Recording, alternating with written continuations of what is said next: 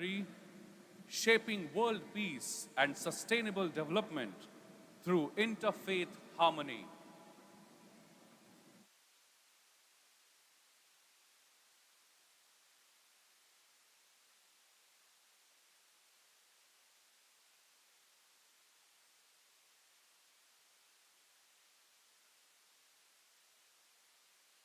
It's a beautiful day, an important occasion where we are inaugurating and assembling for this beautiful, on this beautiful morning.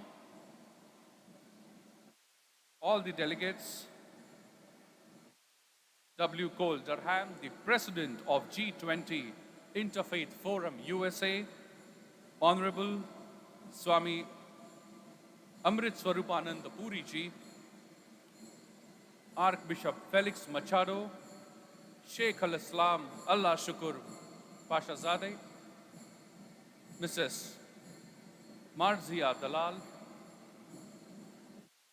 and revered Professor Dr. Vishwanath Karat sir are making their way.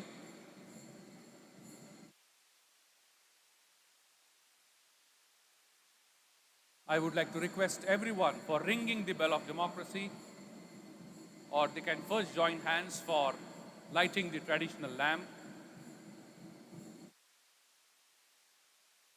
I request all the dignitaries to kindly join hands for lighting the traditional lamp.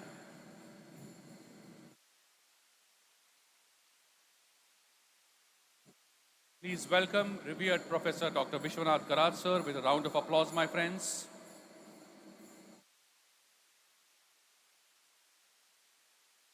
A beautiful procession of Varkaris followed by the band of Maratha Light Infantry has reached this auditorium, the World Peace Dome, another auspicious place where we are holding this inaugural session today.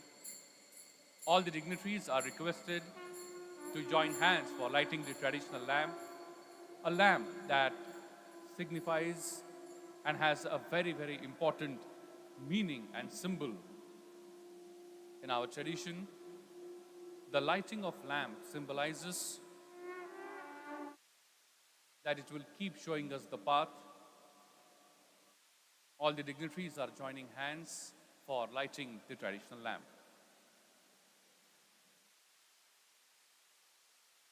I would like to request everyone to kindly accept the chairs in the audience is requested to be seated, please. Let's give a big round of applause, my friends, as a big round of applause. Students,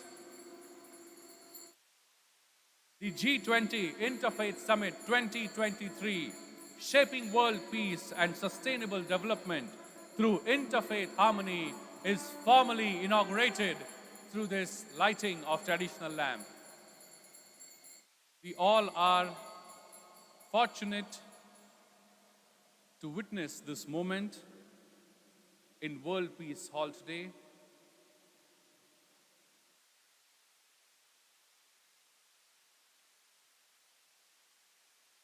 Such a beautiful and important moment.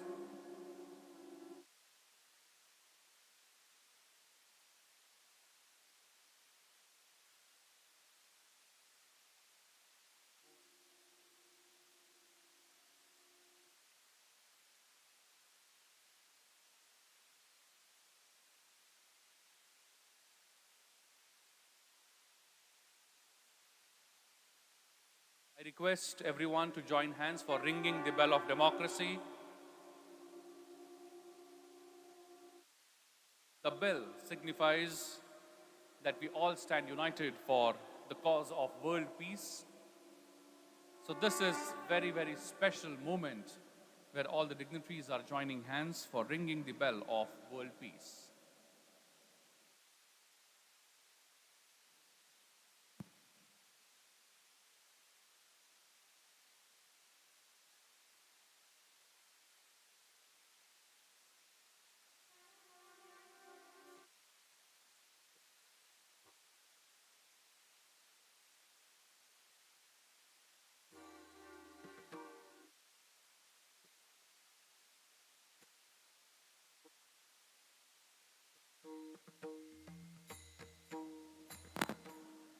Everybody is joining hands for ringing the bell of world peace.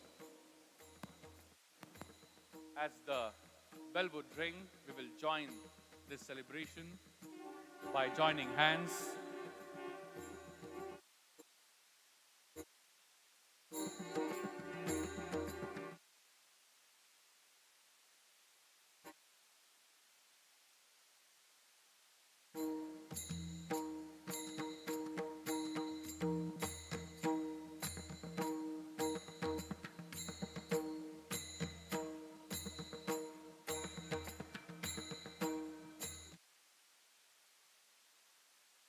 The bell of world peace is ringing. Let's give a big round of applause and join this.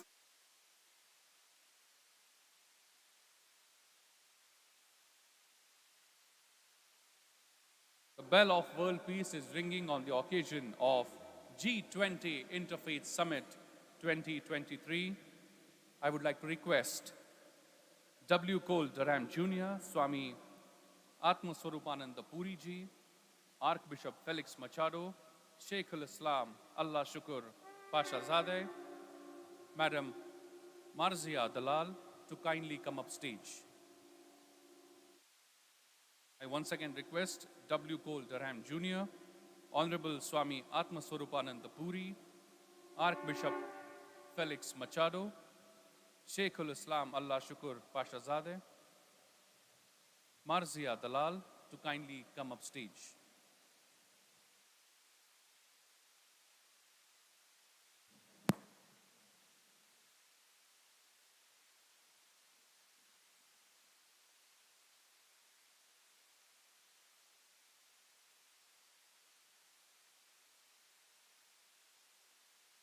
My friends, the G20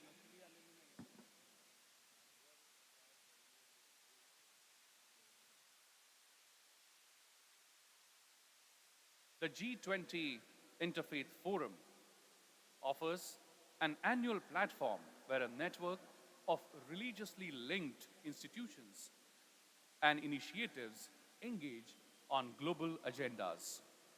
The annual G20 summits are critical time and place where priority global issues are considered.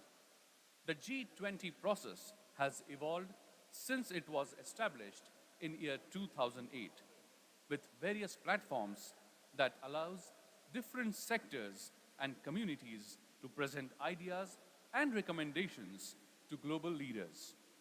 Our goal is to contribute meaningful insight and recommendations that respond to and helps shape the G20 and thus the global policy agendas. Beginning in Australia in 2014, G20 Interfaith Forum has convened annually in the G20 host country. The forums have considered wide-ranging agendas including economic models, systems, environment, women, families, children, work, humanitarian aid, health, education, freedom of religion and belief, global security, governance, human rights, and the rule of law. The agenda for each forum is framed taking into account the annual G20 priorities. My friends, today I would like to bring to the attention of all the dignitaries on the dais as well as everyone in the audience that God is the source of everything. The foundational definition of God implies that He is the source of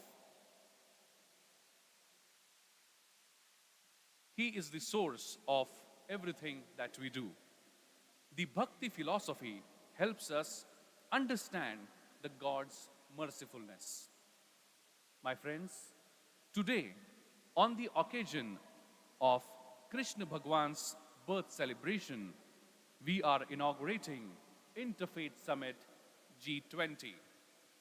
My friends, it is indeed our good fortune that today we are able to witness this very moment. My friends, I would like to take this session forward where I would like to request each one of you to rise in your seats for national anthem. I would like to request everyone to rise in their seats for national anthem. I request my audio team to kindly ensure the monitor feed on the front side. Monitor feed is very weak. Please go ahead. Thank you.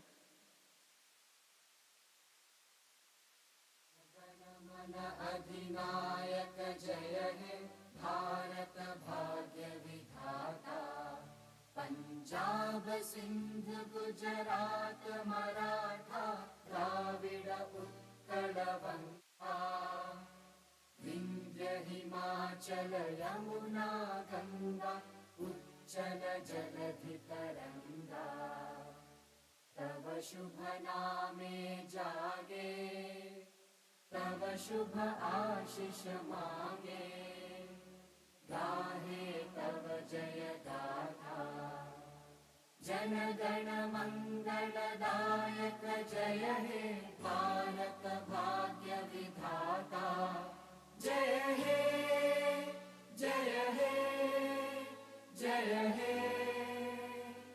जय जय जय जय हे. Thank you very much. I request everyone to please keep standing. Can we have the monitor feed, please? I am not getting any monitor feed. My friends, now I'm going to request everyone on the stage as well as in the audience to please participate in a very, very special prayer. I know that the moment we say prayer, it is associated with a particular religion, caste, creed, or section of society.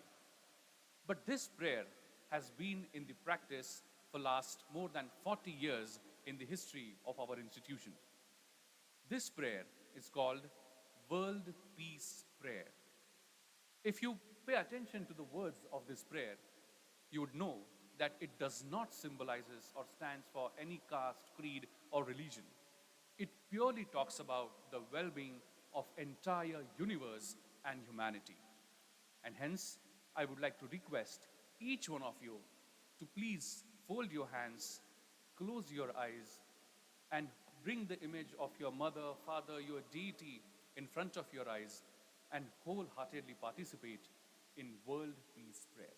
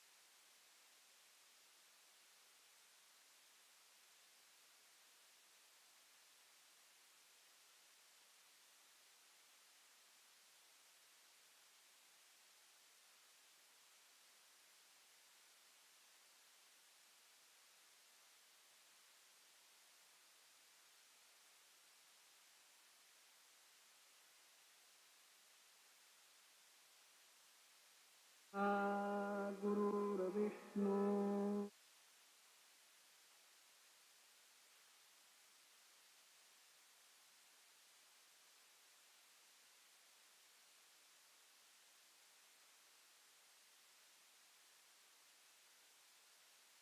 तस्मै श्री गुरु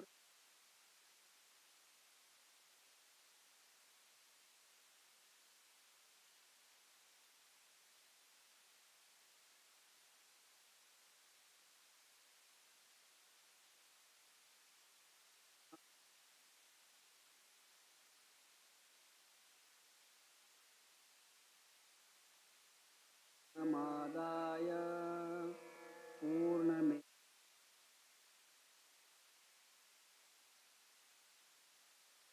शांति शांति शांति. Thank you very much.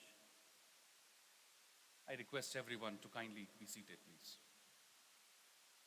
It was such a beautiful, I would say, visual, where we saw the representatives of all the religions present here today for this Interfaith Summit, holding hands and praying together for the well-being of entire humanity.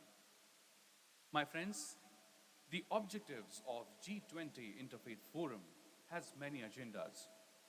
Exploring the links between the economic development and religion and religious freedom through informed and scholarly discussions is one of them.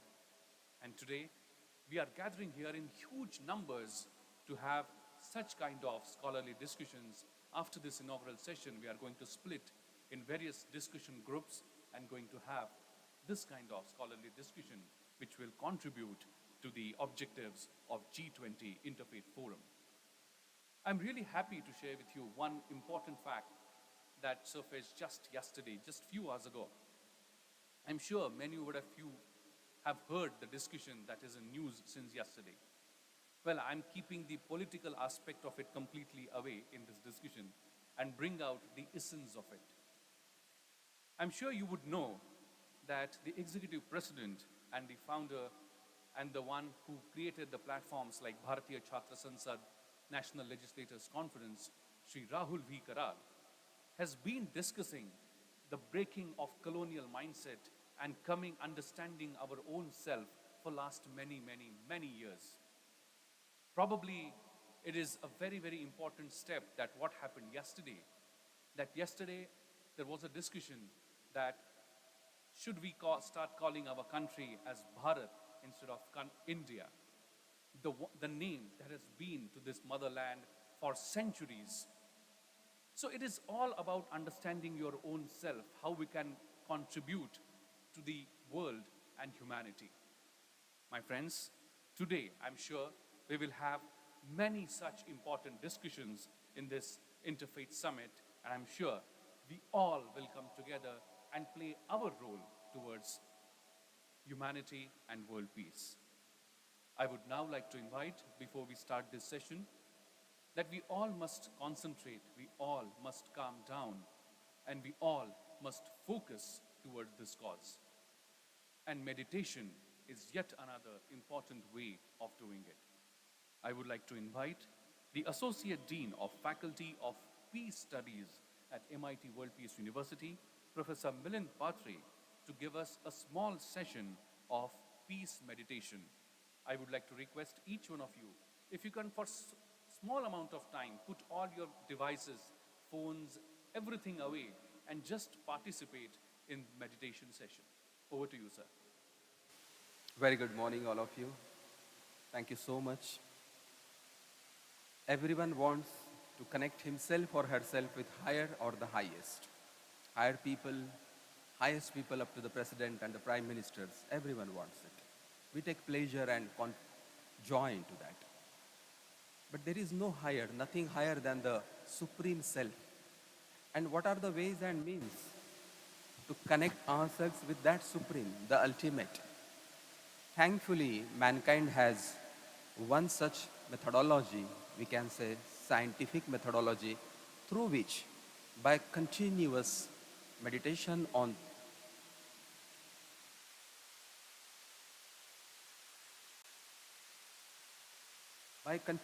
meditating on the primordial sound, the Bij mantra, the three-letter A-U-M, Aum, it is possible. It is possible that all the three states of consciousness, that is waking, dreaming, sleeping, we can transcend and get ourselves merged with the Absolute and the Supreme Self. And therefore, it is not possible only by 2 minutes of meditation, but just to get a glimpse of that, we will just begin this session and experience the stillness if it's possible. So I request everyone, at least for 2 minutes, to stop thinking, at least don't give thought to your thinking, just be detached. You can just be comfortable in your chairs, you can gently close your eyes, and we will play an audio of Om meditation. You can either participate joyfully if you can recite, or you can simply silently listen to the Om. So I request everyone to close her eyes, close your eyes, and I request technical team to play Om.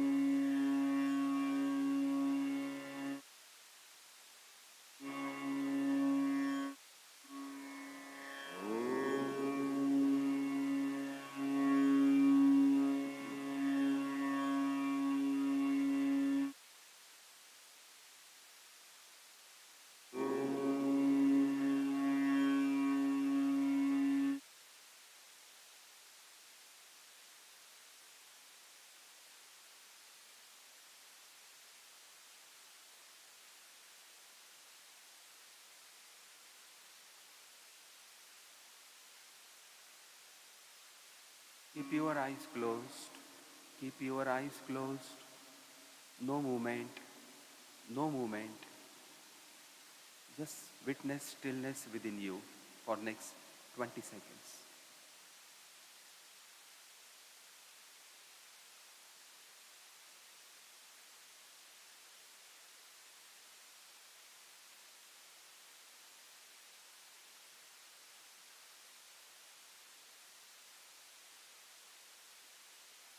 Okay, you can gently open your eyes, and thank you very much for participating in this experience. Thanks a lot. Thank you very much, Professor Milind Patreji. Thank you very much for giving us that experience. My friends, before we start any discussion, it is important to understand that the reason for which we have gathered here today. And to brief you in detail, I would like to request my team if they can please show us a small film made on the G20 Interfaith Summit. Over to you, team.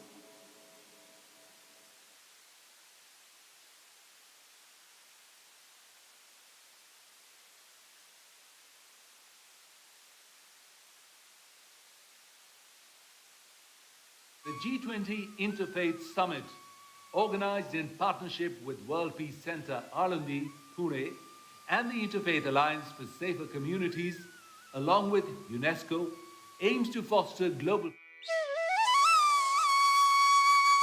The G20 Interfaith Summit, organized in partnership with World Peace Center, Alandi, Pune, and the Interfaith Alliance for Safer Communities, along with UNESCO, aims to foster global peace and holistic development. These gatherings will identify the crucial issues for the 2023 agenda, while reflecting on the G20 Interfaith Forum's journey since 2014 in engaging with global agendas through the G20 process. The summit is being organized at the World Peace Dome, the world's largest dome located in Pune, India. The summit highlights the need for new leadership that combines an ethical and pragmatic vision with nuanced global and local insights and ensuring comprehensive engagement. The summit's key activities include high-level dialogues about global debates, panel discussions and workshops, showcasing initiatives implemented within communities, and facilitating new opportunities among participants.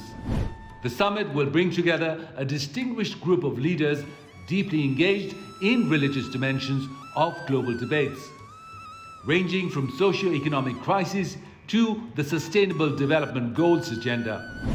The G20 Interfaith Summit is a significant opportunity to promote the culture of peace and holistic development globally.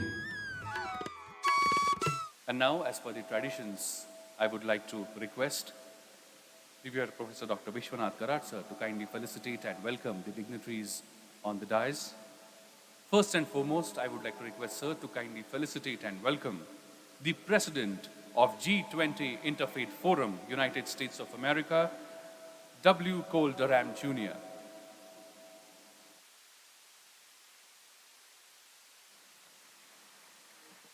Please put your hands together, my friends. He's the President of G20 Interfaith Forum. A big round of applause.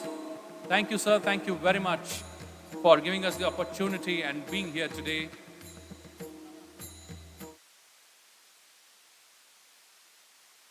A big round of applause, my friends.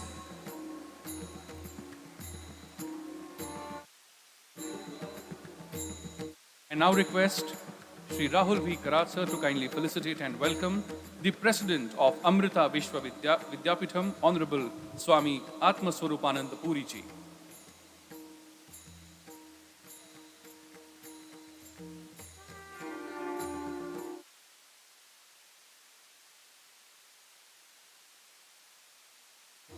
I request revered Professor Dr. Vishwanath Karat sir to kindly felicitate the Chairman of One Global Forum and National Secretary of Indian National Congress, Honorable Dr. Dalbir Singh ji.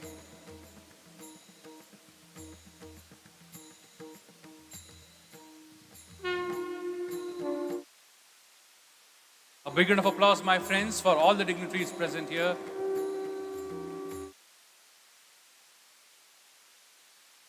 And welcome Archbishop Felix Machado ji, the Archbishop of Vasai, General Secretary of Catholic Bishops' Conference of India.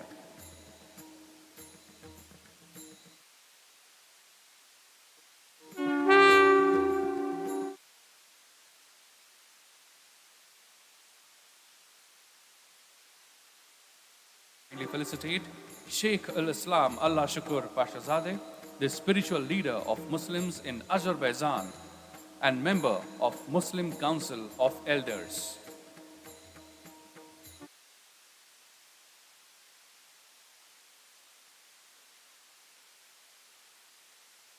Round of applause, my friends.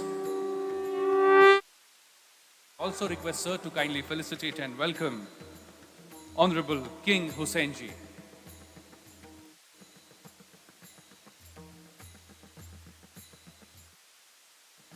A big round of applause, my friends, to all the dignitaries present here today on this inaugural occasion of G20 Interfaith Summit 2023. Thank you very much.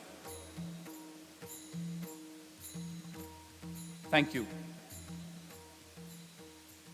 And my friends, to set the tone of this inaugural session of G20 Interfaith Summit, I would like to invite the President of G20 Interfaith Forum, W. Cole Durham Jr., to address the gathering. I request all of you to welcome the President of G20 Interfaith Forum with a big round of applause.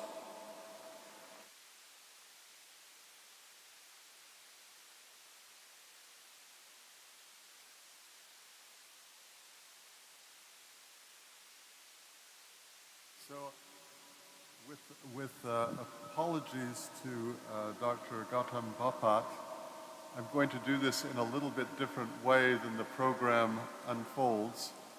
In the United States, we have a practice, if you're doing an appellate argument, you can reserve a portion of your time.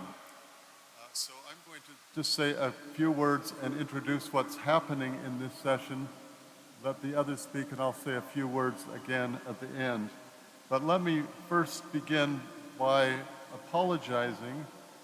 Catherine Marshall, who is the vice president of our organization and would generally be here, faced a conflict. It was the first week of class for her, and she couldn't get away. So she is not with us, but we have a film clip from her taken in her home.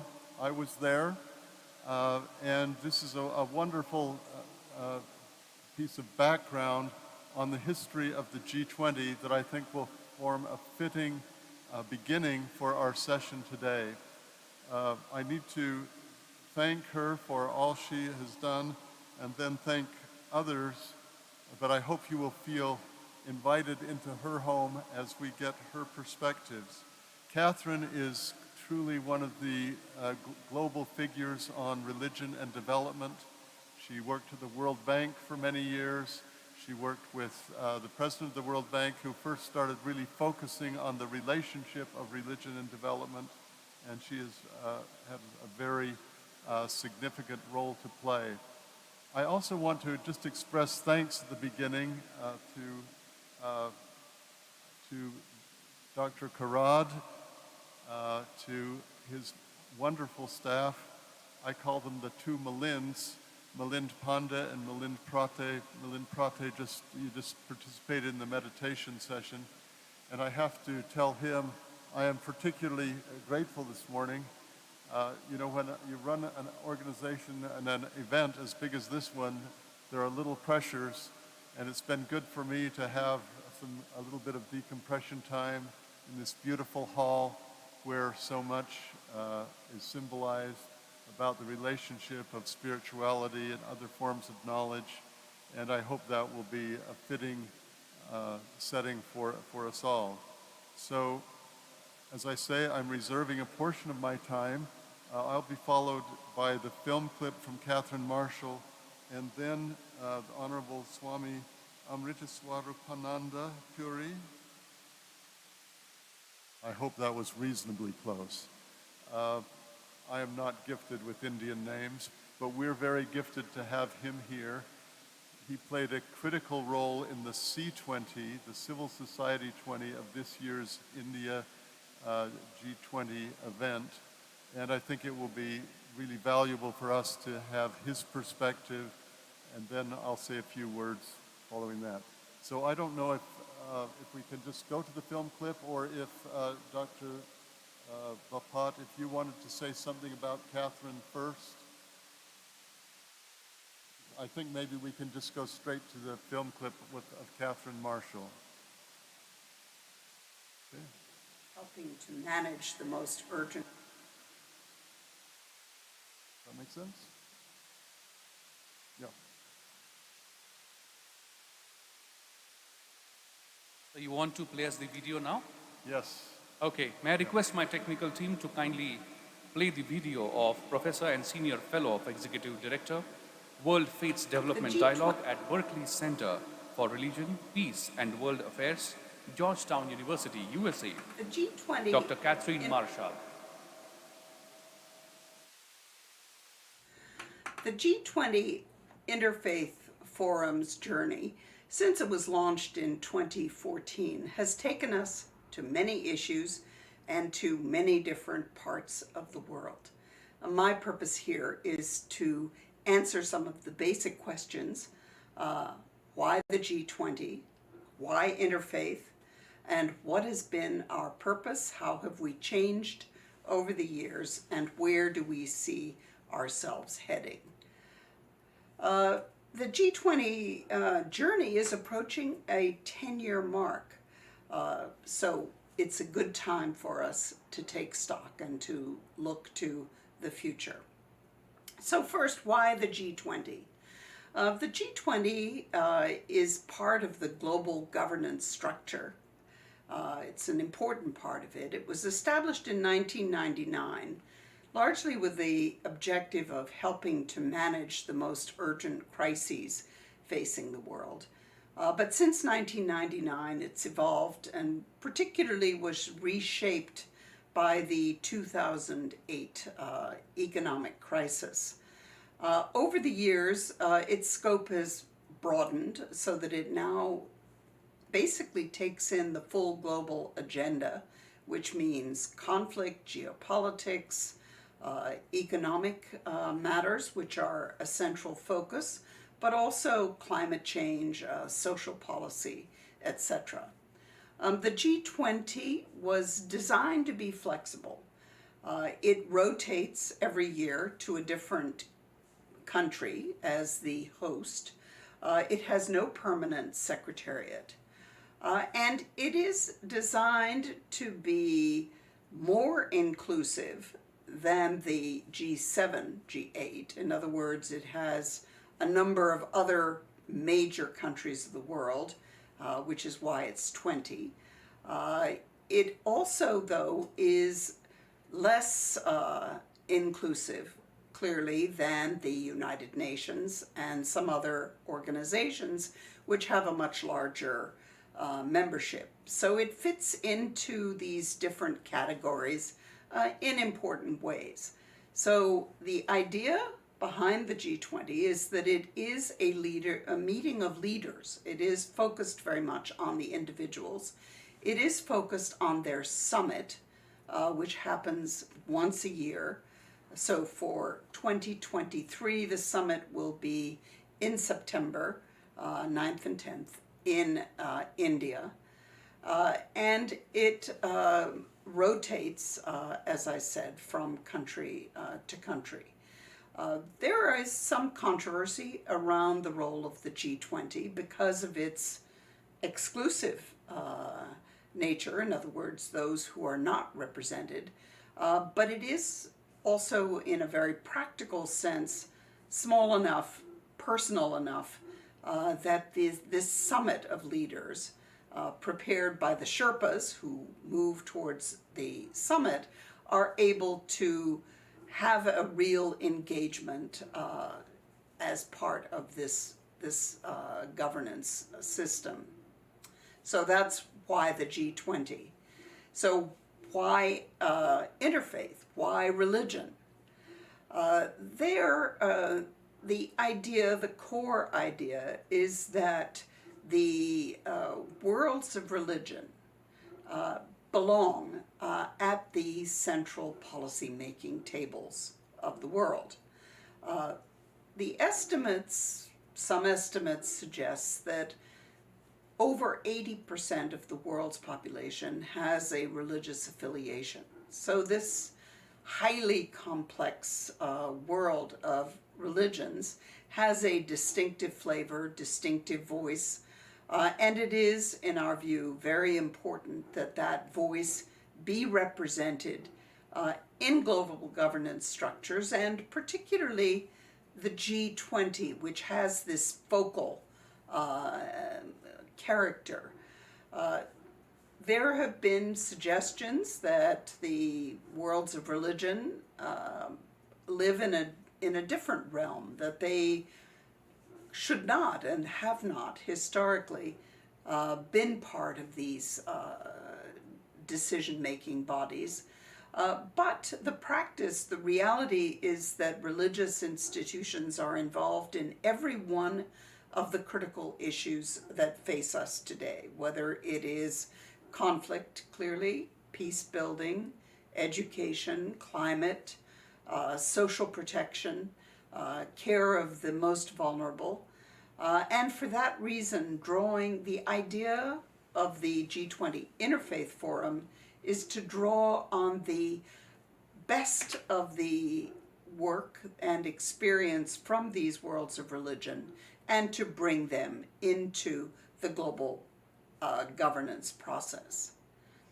But that takes us to the next question, which is, how does the G20 Interfaith Forum fit within this broader constellation of institutions, entities, etc., that are part of the G20 system, the G20 universe writ large?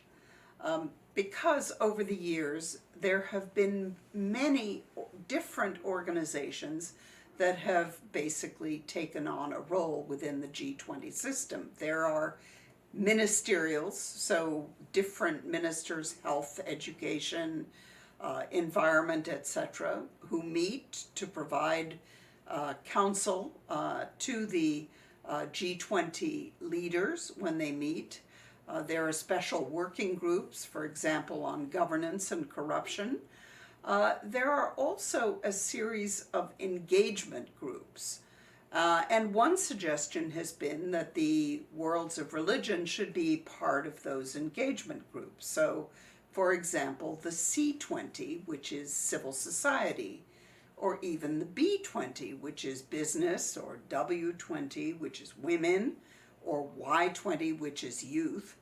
And we have in fact worked with particularly the T20, which is a remarkable set of think tanks that support the G20 process.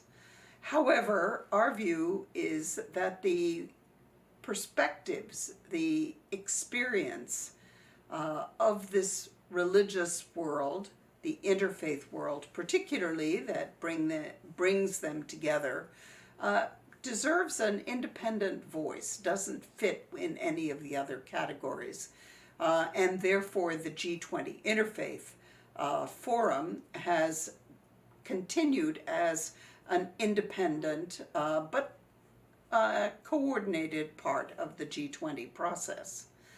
There has been discussion as to whether it should be recognized formally as part of the G20 process as an engagement group.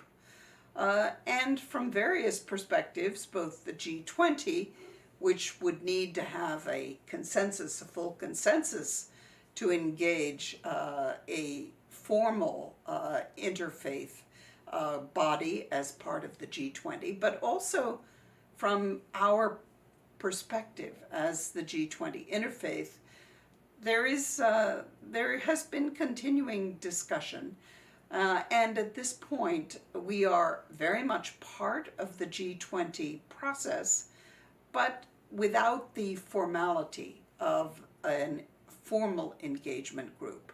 And this is the way in which we have operated now for some years. So what does the G20 Interfaith Forum do, and what is its end objective? The Interfaith Forum began in 2014 largely as an academic effort. A group of scholars of religion and some religious leaders who met roughly in the same period as the summit, but without any direct engagement between the meetings, the forum, and the G20 process itself. Over the years, moving from Australia to Turkey to China to Germany as the host for the G20, this has changed. And particularly after Germany, the idea, both coming from outside and coming from the network, the body that represents the G20 Interfaith Forum, that there needed to be a closer relationship, and that the idea for the G20 Interfaith is that it will have an impact on the deliberations and on the decisions of the G20 leaders.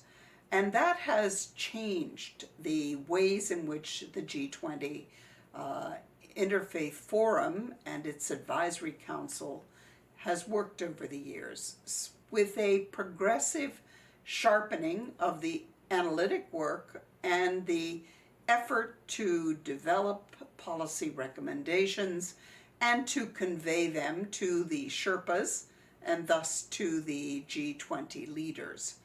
So there has been, as I said, a steady increase in the ambition and in the mechanisms that the G20 Forum represents.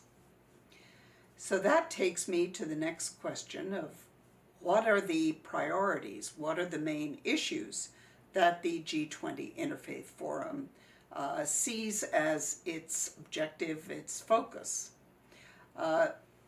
Of the 17 Sustainable Development Goals, 169 targets that cover pretty much every issue from peace to people to prosperity to economics, etc., there is not a single one where religious communities, religious ideas, religious leaders, religious actors are not involved in some way. But clearly there is a need for an effort like the G20 Interfaith Forum, which draws on networks of different communities across the world. There is a need for us to focus. And in this way, first, we have a very clear central focus, which is on the most vulnerable communities in the world. The refugees, for example, children who are victims of violence, the women who are not included in social life and communities in many parts of the world, those who are left behind. And so this focus on drawing attention, keeping attention on the world's most vulnerable, on those who are disadvantaged. That is the central message and the central focus of the G20 Interfaith Forum from year to year.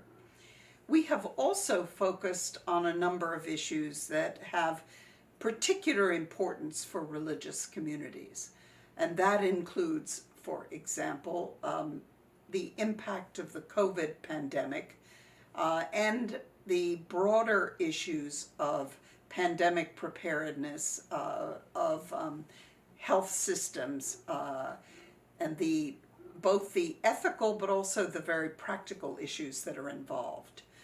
We have focused over the years on the climate issue, and particularly in that sense on the Interfaith Rainforest Initiative, which is a partnership that involves United Nations, local communities, religious communities, indigenous people in trying to protect the lungs of the earth, which is the rainforest. We focused on refugee issues, on forced migration, on trafficking, on issues of the food crisis. So a combination of issues that are part of urgent issues that demand action, where the G20 leaders and where religious leaders working together can make a difference, but also focusing on the long-term issues, those issues that really reflect the deeper causes behind today's most urgent problems on the global agenda.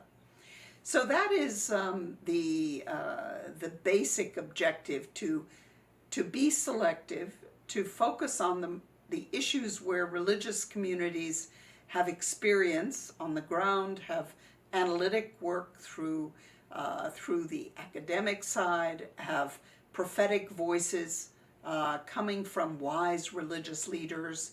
All of those issues together present the broad agenda, and each year, depending on the most urgent priorities, we focus on bringing the most urgent, the most compelling issues to the attention of the G20 leaders through the Sherpas, as well as through the media of the world, and through communicating with communities inside but also beyond the G20, for example, through the African Union and other African countries. So that brings us to looking at how does the G20 Interfaith Forum work, and where do we see ourselves going in the future. The G20 Forum has an advisory council that has expanded over the years with each G20 meeting, with each forum that is very international, that has people coming from different parts of the world and from different sectors. So scholars, religious leaders, activists, a whole set of different communities and people. But above all, we see ourselves as what we call a network of networks, because there are so many powerful networks working, for example, on climate, on refugee issues, on children, etc. we seek to bring the best of those ideas into the G20 process.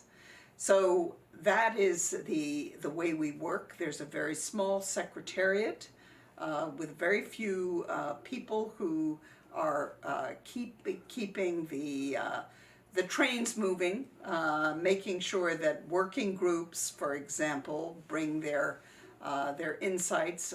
We work through an annual forum in most cases, in other words, an event which brings everything together, but also through participation in a wide range of other meetings at regional level, at country level, some of them participating in global events. For example, the Global Refugee Forum, which will be taking place in December, but a number of other issues around the United Nations, the multilateral development banks, etc. So that is the way that the G20 Interfaith Forum works. It's not producing work itself, that's not the objective, but it is to try to draw on this very rich patchwork, mosaic of different activities that involve an element of the religious world and particularly the interfaith efforts to bring together wisdom from different communities. So, looking to the future, where do we see ourselves going? This year, the host for the G20 Interfaith, the G20 is India. And in December, the baton, the leadership, will pass to Brazil. And the year after, it will go to South Africa. In other words, the rotation continues. And we in the G20 Interfaith Forum see ourselves focusing very much on both the country level, in other words, the host country activities, but also on the G20 community at large, and through that at the global agenda, epitomized in the Sustainable Development Goals, but also in a number of the other decision processes, for example, the economic and social communities that are seeking to stabilize, to move the world forward towards reforms. Our objective is to pursue continuing analysis, but also a sharpening of specific ideas and recommendations to take on new issues that have urgency in any particular year, and to work more deliberately to ensure that the recommendations that we make are conveyed effectively in a dialogue process with the G20 leadership and with the broader communities that they represent. So the inspiration, the basic idea for the G20 Interfaith Forum is that this remarkable, complex, diverse world of religious communities has too often been excluded from the major policy centers, the major policy-making bodies in the world, and we are seeking effective ways to bring that experience, that wisdom, what we call this prophetic voice that looks beyond the most immediate issues towards a brighter and a bolder future.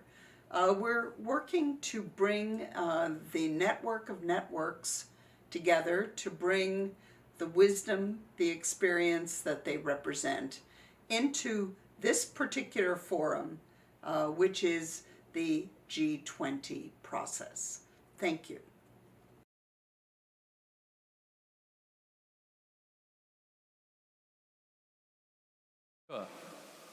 It would have been more clear now to all of us that what exactly we are trying to achieve here. Thank you very much, Madam Catherine Marshall, for enlightening us today on this important occasion. And now, my friends, It is my good fortune that I would like to invite the important speaker of this session. Today we have here the galaxy of people present here, and now it is time that we understand their views and what kind of vision that they share with us on this G20 Interfaith Summit. I would like to invite on stage the President of MITWPU, Honorable Swami Atma Swarupananda Puriji. But before I invite him to address the gathering, I would like to share a small, I would say, insight into his life. Swami Amrita Swarupananda Puriji is the Vice Chancellor of Mata Amritanandamayi Math and the President of Amrita Vishwa Vidyapitam. He is the head disciple of renowned humanitarian and spiritual leader Shri Mata Amritanandamayi Deviji. He has been living in Amritpuri Ashram since inception, that is in late 1970s. He holds a master's in philosophy and is a renowned author and translator. Has written The Irresistible Attraction of Divinity in year 2019. The Color of Rainbow is also, as well as Amma's biography. He has also translated it into English more than 10 volumes of the conversations between Amma and devotees, for which he has also served as a compiler. He is the magnificent singer and composer of bhajans and has traveled around the world more than 30 times with Amma in her service. Please put your hands together and welcome, with a big round of applause, my friends, the President of Amrita Vishwa Vidyapitam, Honorable Swamiji.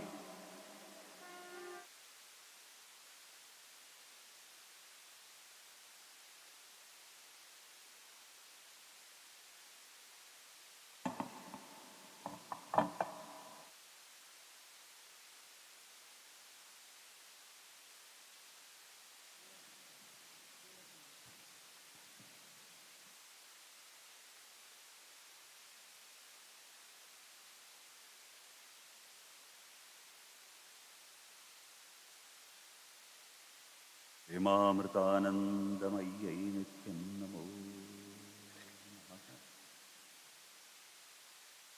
Humbly bow down to my Guru, Amma, Sri Mata Amritanandamayi Devi, the C20 chair under India's G20 presidency 2023.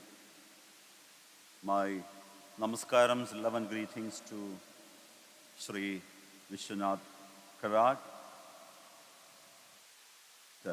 Sri Ko Roham, and respected religious leaders on stage and dignitaries of the stage, brothers and sisters. I stand before you to highlight the remarkable outcomes achieved through the C20 engagement group under India's G20 presidency 2023. I will also talk about the role of faith in addressing the challenges our communities face and the importance of the involvement of faith as part of international processes such as UN SDG, G20, G7, etc. And I would like to differ from my previous speaker. We did have interactions with other religious groups, other religious leaders, and we did include their views in the policy pack, which is available on our website. Under the able leadership of India, the G20 has recognized the significance of engaging diverse perspectives to tackle the multifaceted issues of our time. The C20, representing civil society organizations, has contributed significantly to this dialogue, channeling the voices and concerns of people from various walks of life. Through its 16 working groups, the C20 has focused on critical areas such as equitable development, climate action, digital inclusion, and gender equality. The outcomes achieved through the C20 engagement group have been truly remarkable. We have witnessed a renewed commitment to sustainable development with a strong emphasis on addressing the needs of the most vulnerable populations. Collaborative efforts have been initiated to accelerate the transition towards clean energy, making significant strides in combating climate change. The digital divide is being bridged, ensuring that technology benefits all members of society. Moreover, gender equality has been underscored as a fundamental principle for building inclusive economies and societies. In addressing the question of faith and its role in addressing challenges faced by our communities, we must recognize the inherent power of faith to inspire positive change. Faith can transcend boundaries and unite people, fostering compassion, solidarity, and a shared purpose. Throughout history, religion has driven individuals and communities to engage in acts of social justice, humanitarianism, and sustainable development. However, I want to highlight one point which I think is most important regarding faith-based solutions. Objectively speaking, religious faiths have seemingly contradictory approaches which we all have to accept. Nevertheless, the fundamental of all religions is spirituality or compassion towards fellow human beings and nature. If we move past the superficial differences, we will find the unifying principle that is the same in all religions. Religious faiths should give more importance to self-transformation than selfish and narrow-minded views. Self-transformation alone will help humanity to grow out of lower emotions such as hate, revenge, exploitation, and so forth, and gains purity in outlook. This, in turn, will help us focus on common goals and the common good. So it is essential to delve deeper past the surface of religions to fathom the real meaning and the essence they convey. My master, my guru, Amma, the C20 chair, says, looking down at other religions is like saying, my mother is beautiful and others and your mother is ugly. So that kind of attitude must go. It must be removed.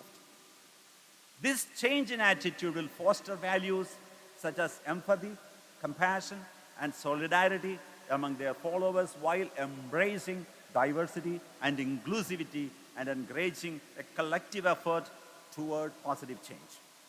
By integrating faith into international processes, we tap into a powerful force that can help bridge gaps, promote understanding, and advance the shared goals of humanity. But for this, mere intellectual understanding or discussion is not enough. The intellectual understanding must filter into one's heart and need to be expressed as compassion, evenness of vision, understanding. And we should also understand diversity doesn't mean difference or division. Diversity means uniqueness. Everything is unique. So faith-based organizations' involvement is paramount in international processes such as the United Nations Sustainable Development Goals and the G20, G7, and others. Their contributions can bring grassroots insights and mobilize resources, thereby driving localized actions and amplifying the impact of global initiatives. In the C20 chair's own words, together we created awareness about the need to embrace a more compassionate approach in all areas of life and were able to incorporate the aspect of compassion into all its activities effortlessly. One key insight from the deliberations was that to ensure humanity's long-term existence and safety, it must embrace certain overarching values and principles and work together as a unified whole. The C20 India has published a 240-page policy pack encapsulating policies from the 16 working groups developed in collaboration with 6,000 plus CSOs and other organizations for the purview of the G20. The policy pack was released during the C20 final summit held in Jaipur with 1,090 attendees. Over the past 8 months, C20 reached out to more than 4.5 million people, including representatives of small grassroots and large-scale CSOs, government, multilateral agencies such as the UN, experts, academics, youth, students, and other G20 working groups and engagement groups. From January until July 2023, 12,040 plus events were conducted, including policy dialogues, chowpals, sahajachalas, and mass outreach programs, Jan Bhagidari in every state of India and abroad with 584 policy discussions. In addition, our organization, the Mata Amritanandamayi Mutt, conducted a worldwide grassroots survey across 43 countries and published 822 responses. I must say that Amma's leadership provided many unique and valuable contributions, including a basis firmly rooted in compassion and humanistic values. Overall, 150 participated in C20, illuminating the globe with the C20 tagline, "You are the light." This is the first time C20 has gathered so many international participants attending in person and online events. Both the G20 and C20 taglines, Vasudhaiva Kudumbakam, One Earth, One Family, Future, and You Are the Light, respectively, indicate the importance of every individual and their place in the world. C20 started with an initial outreach of 150,000 plus CSOs registered in India alone and international organizations that participated in previous years. 10,670 mass outreach campaigns across India and abroad focused on various areas such as health and environment, democracy, gender equality, interfaith dialogue, sense of service, and technology. C20 India's ethos of inclusivity and collaboration was manifested in inviting all participating CSOs to share worldwide best practices or udaharans and white papers.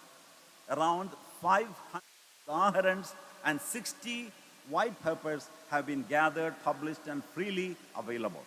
This indicates the spirit of G20 tagline, "One world, one family, one future," an ethos that can only be achieved through working collectively with open mutual sharing. In conclusion, the outcomes of C20 engagement group under India's G20 presidency have demonstrated the potential of diverse voices coming together to address global challenges. Faith was vital in this endeavor as a unifying and transformative force. By engaging faith-based organizations in international processes such as the UN SDGs, G20, G7, and beyond, we unlock a powerful catalyst for positive change that can help us build a more just, inclusive, and sustainable world for all. Let me conclude with the chair's words, Amma's words. Nature is our first mother. She nurtures us throughout our lives. Just as a child is obligated to his birth mother, we should all feel an obligation and responsibility towards Mother Nature. If we forget this responsibility, it is equal to forgetting our own self. If we forget nature, we will cease to exist for to do so is to walk towards death. So establish a loving companionship with the nature and learn to be compassionate. That will take care of climate change and gradually lead us to sustainable development and resilience. Thank you so much. Om Amriteshwari Namaha.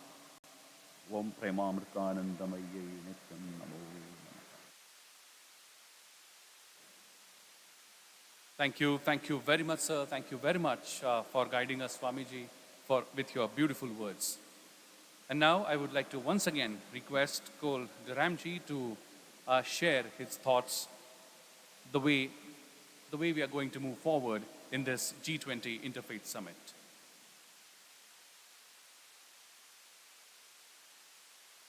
Well, I think this session has been very helpful in terms of laying out what we're about, what we're trying to do.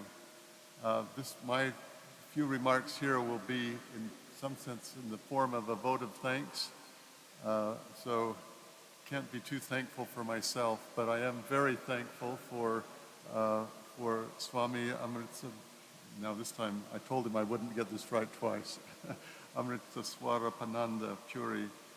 I think one of the things I think I want to really emphasize, as you listen to the scope of what he's talked about and what the C20 has done this year in India, I think it's an example of what we need to learn from India.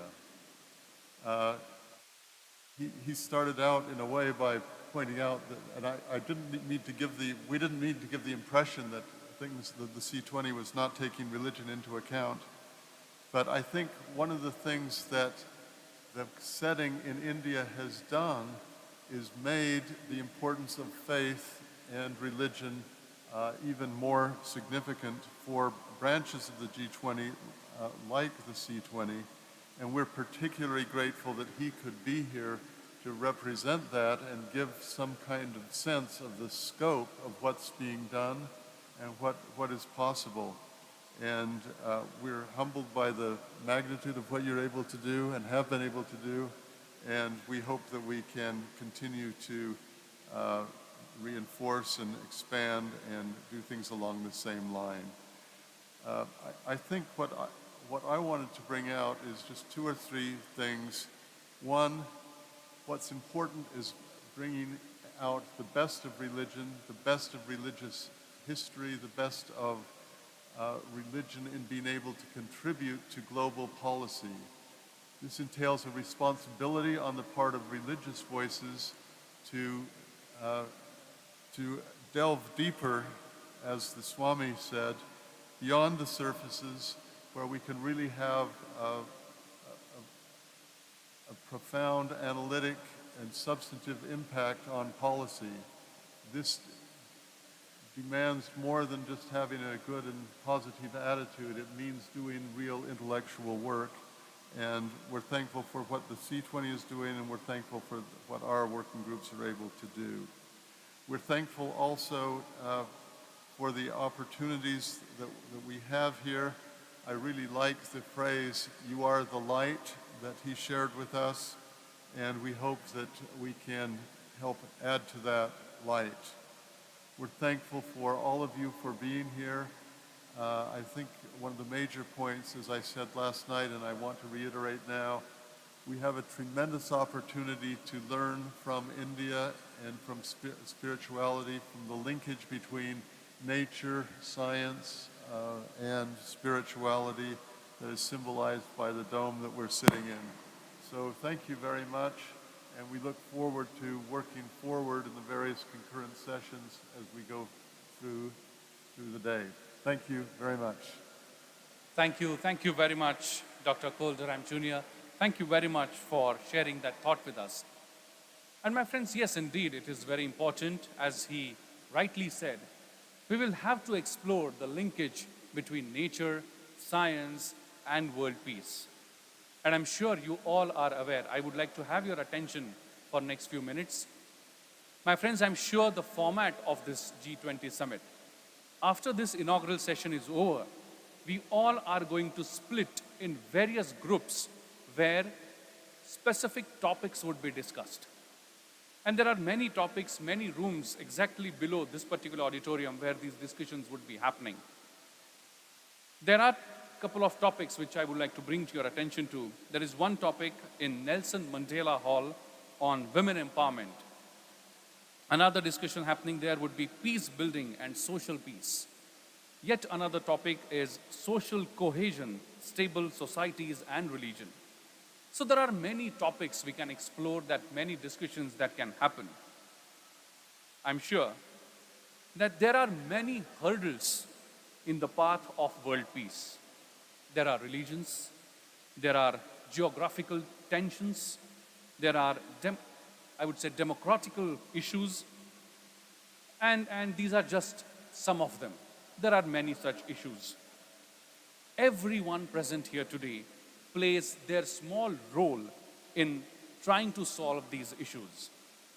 But my friends, here is a man on stage who has walked that extra mile that must be walked and work toward the world peace, work toward the humanity. Mr. Rahul Karad, who is present here among us today, has been trying really hard for last more than a decade now to bring in the dialogue. Dialogue is one of the most important tools to resolve the conflicts and come above the tensions. My friends, Sri Rahul V. Karad has created and established many such platforms on which this dialogue can happen between the people. Bharatiya Chhatra Sansad, where students of this country can have a dialogue with the political leaders to minimize the gap. I'm sure we all are aware that there has been issues between various states of our country. Unless and until all states come together for a common cause, it is difficult for us to progress as one nation. He has been bringing the thought in front of all of us that we must break the colonial mindset and walk forward and understand our ethos, our values and our traditions. I shared with you in the morning that renaming our country from India to Bharat is one of that thought. But I would like to share with you that bringing all the states together is the cause that he was having in his mind. And I'm really happy to share with you, just a few days ago, we had witnessed a grand conclave of National Legislators Conference. My friends, please pay attention. For the very first time in the independent history of this country, the MLAs and MLCs of all the states of our country came together on one single platform to have a dialogue with only one vision and one mission, that is the progress of our country. The National Legislators Conference saw a grand success. I'm sure many of you could not witness that particular congregation, so I would like to take the help of a small film, and I would like to request my team if they can please show us that the glimpses of National Legislators Conference.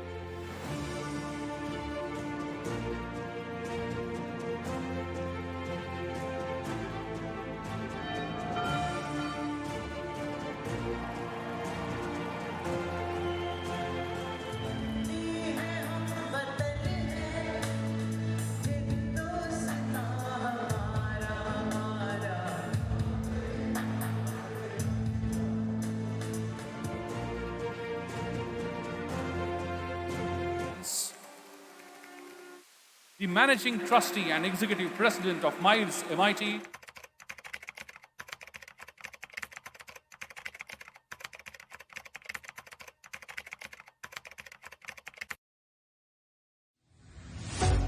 Thank you. Janani Janmabhumisha Swargadapi Gariyasi. On behalf of the bodies of trustees and our beloved founder, the creator of this World Peace Dome, all the staff, students of MIT World Peace University, MIT ADT University, and various other institutions, let me compliment Professor Cole Durham, one of the senior researcher, thinker, philosopher, and who has dedicated his life for this mission of interfaith. And because of his efforts, this conference of G20 Interfaith we are able to hold it here. Thank you, Professor Cole, for your efforts.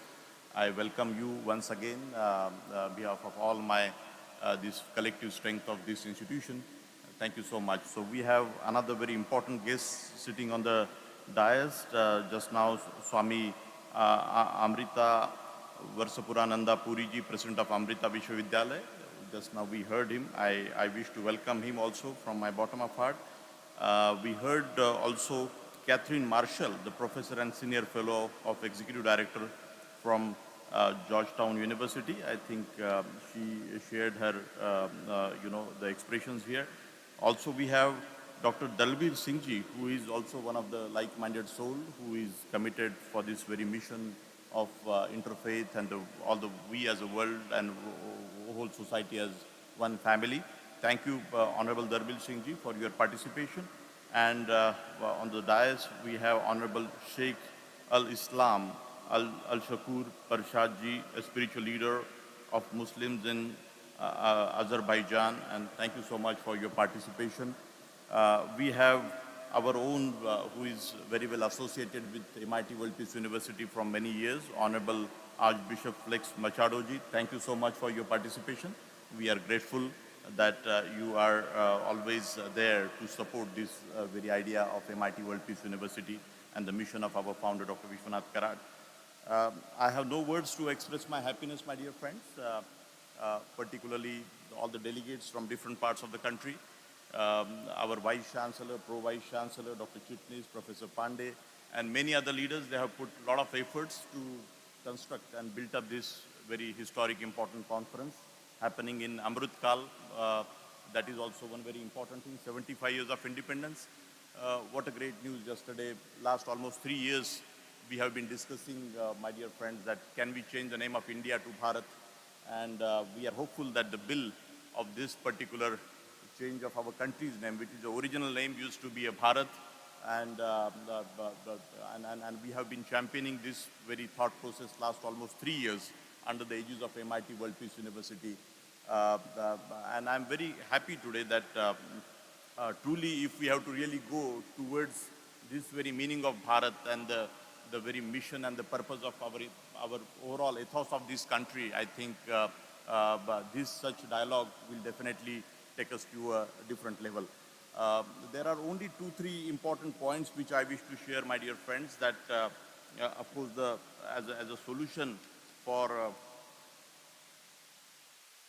these various ideas, naturally in next 2-3 days time till tomorrow evening. Yesterday also we heard some members discussing, but I always believe that what this example here in front of your eyes, one of the world's biggest dome for the humanity, what our founder has created, and we all are witnessing sitting in this very beautiful monumental structure. And almost over 12 years he worked on this very mission, my dear friends. The very one word of Swami Vivekananda, the unification of science and spirituality alone can bring peace to the mankind. This one word really, inspired in his lifetime.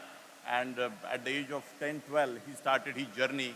And today, what you see through this his manifestation, this edifice, what is constructed here as a World Peace Dome, which is one of the unique structure in the history of the mankind, what we see here.